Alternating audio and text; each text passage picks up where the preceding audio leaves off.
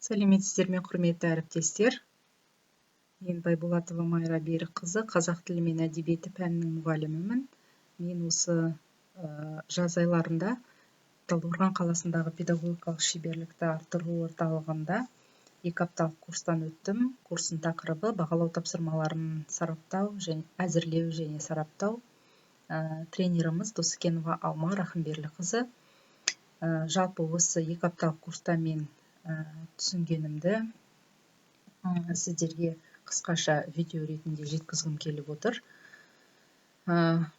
Жалпы Бандикам бағдарламасы арқылы түсіріліп отырғаннан кейін 10 минут қана берілген. Қазір біз уақытымызды белгілеп алайық. Содан кейін таңғы 6:30, 6:27. Енді 10 минут берілсе, осы 10 минуттың ішінде мен сіздерге жалпы бағалау не үшін қажет, бағалау бойынша жұмыстарды қалай аламыз, бөлім бойынша жиынтық бағалау қалай жүргізіледі, ол жердегі тапсырмаларды қалай әзірлейміз, соған тоқталып өтемін.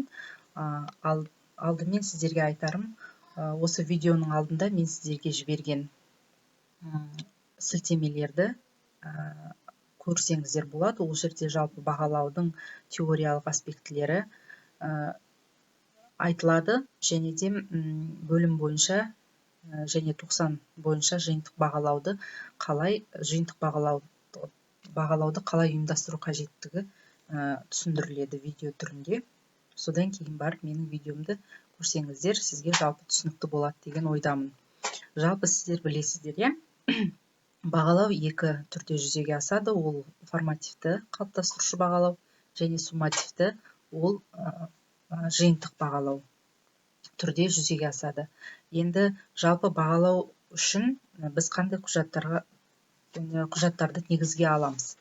Бағалау туралы біз Білім және ғылым министрлігінің 2008 жылғы 18 наурыздағы 125 бұйрығы және сол бұйрыққа өзгерістер мен толықтырулар енгізіліп, 2019 жылы 509 бұйрығы шығарылды. Сонымен қатар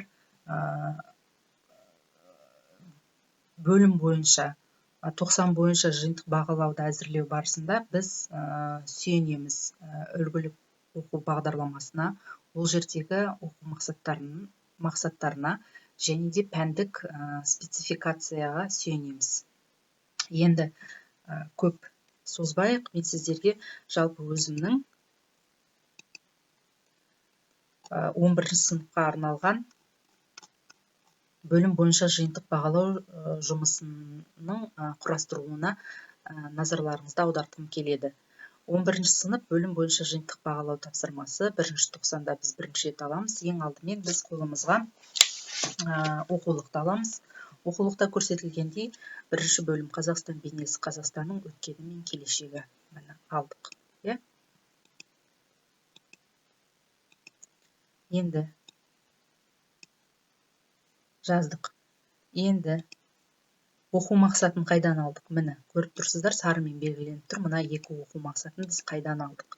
Оқу мақсатын біз оқу бағдарламасынан алдық. Сол жерде көрсетілген мақсат таза ғылыми стильді тілдік құралдар арқылы тану. Ол дегеніміз терминдер, ұғымдар, шартты белгілер, синтаксистік құрылым. Екінші мақсатымыз мәтінде көтерілген мәселені қоғамдық, саяси, ғылыми тақырыпта жазылған мәтінді талдай отырып, негізгі ойды анықтау және ғаламдық мәселелермен салыстыру болып табылады. Бұл біздің екінші мақсат. Екеуі де оқу бағдарламасынан алынған. Оқу бағдарламасының оқу мақсаты өзгертілмейтінін ескертіп кеткім келеді. Бағалау критерийлері. Жалпы таңдалып алынған мақсатқа қарай бағалау критерий алынады. Міне жасылмен белгіленіп тұрған 2 критерий. Бірінші критерий бірінші мақсатқа негізделген. Ол бірінші бізде таза ғылыми стильді тілдік құралдар арқылы тану болып тұр ғой. Олай болатын болса, бағалау критерийі ғылыми стильді тілдік бірліктер арқылы таба алады деп мақсат қоямыз. яғни осы тапсырма орындау барысында оқушылардан алынатын күтілетін нәтижеміз осы болып табылады. Одан кейін екінші мақсатқа негізделген бағалау критерийі мәтінде көтерілген мәселені талдап, негізгі ойды ғаламдық мәселелермен салыстырады. Бұл бізде мына жасылмен белгіленген, екінші мақсат. Міне, бұл біздің мына екінші мақсаттан алынып отыр. Міне. Ал мынау бірінші критерий бірінші мақсаттан алынып отыр. Оны сары қылайық. Міне, көрдіңіздер ме? Міне, мына екі. Одан кейін мына. Оқу мақсаттарына қарай бағалау критерийі нақты, объективті болу керек. Одан кейін орындайтынымыз ойлау дағдыларының деңгейі. Яғни біз білеміз, біздің тапсырманы құрастыру барысында біз Блум таксономиясының ойлау деңгейлеріне сүйенеміз. Мен оны білу, түсіну, қолдану деп таңдап алдым. Иә? Бұлай таңдап алдым. Енді орындау уақыты сіздерге белгілі, ол 15-20 минут. Енді бірінші тапсырмаға мән беріңіздер. Бұл бір тапсырманы біз қалай анықтаймыз? Бірінші тапсырмада біз оқушылардан не қажет екенін сұраймыз. Мәтінді оқып, ғылыми терминдерді тап, қай ғылым саласына тән екенін анықта. Иә? Бұны біз қалай алдық, бірінші тапсырманы? Біз бірінші тапсырманы мына бірінші мақсаттан алдық. Міне, таза ғылыми стильді тілдік құралдар арқылы таниды деп алдық. Иә? Оқу мақсаты тұр. Және бағалау критерийі тұр. Ғылыми стильді тілдік бірліктер арқылы таба алады.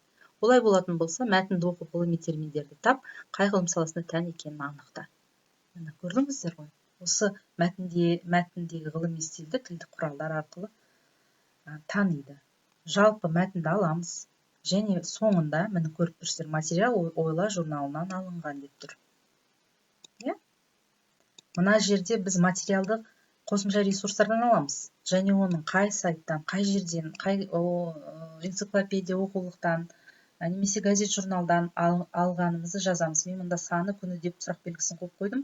Осыны міндетті түрде жазуымыз керек. Себебі ол әйтпесе плагиаттыққа саналады. Екінші мақсат бойынша біз мынандай жазылым тапсырмасын алдық. Жазылым дағдысына негізделген тапсырманы алдық. Сарымен тұр. Тапсырма мәтінді оқы, көтерілген мәселені ғаламдық мәселемен салыстырып жаз. Мәтіннің тақырыбы алаш ардақтылары көтерген ұлттық идея деп аталады екен. Енді біз бұл мәтінді қайдан алдық? Оны да түбіне жазып қоямыз. Материал ұстаз KZ алаш ардақтылар сайтынан алынды. Материал қысқартылған деп ескертулер енгізіп қоямыз. Енді осы бойынша мынандай бір кесте түрінде көрсетеміз. Кесте негізгі ой, ғаламдық мәселелер. Бұл жердегі негізгі ойды тап деп тұрмыз. Бұл жерге оқушы негізгі ойын жазады. Енді ғаламдық мәселелермен салыстырады. Салыстырады деп жазуымыз керек екен. Салыстырады. Енді мен осылай ғана кесте құрдым, бірақ сіздер өзгеше әдемілеп құрсаңыздар болады. Енді уақыт өте тығыз, сондықтан мен түсіндіріп, мына жерде тез түсіндіріп өтейін.